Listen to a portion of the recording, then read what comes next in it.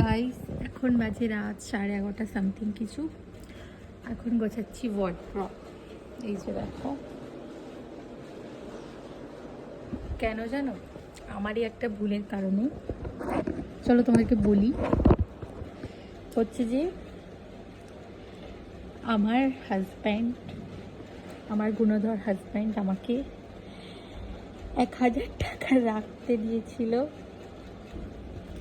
So ওই টাকাটা আমি রেখেছি পরশু দিন, মানে ওটা ড্রেসিং টেবিলেই ছিল। পরশু দিন আমি একটু মার্কেটে যাচ্ছিলাম, সামনে যেহেতু পয়সাটা পড়েছিল এই জন্য আমি একটু সরিয়ে রেখে গেছিলাম। কিন্তু যে কোথায় রেখেছি, আজকে সারাদিন আমি খুঁজেছি, ও বাড়ি এসে খুঁজেছে, পুরো ওয়ার্ড্রপ খোঁজা হয়ে গেল, সমস্ত কিছু খুঁজে নিয়েছি, টাকাটা খুঁজে পাচ্ছি না। এই যে এই ডয়ারটা তোমাদের দেখাই, এই ডয়ারটা মানে 50 বার আমিও খুলেছি, ও খুলেছে, খুঁজে পেলাম না। তারপর সমস্ত কিছু খুঁজে হার মেনে গেলাম দুজন যে চলো বাদ দাও, না পাই না পাবো।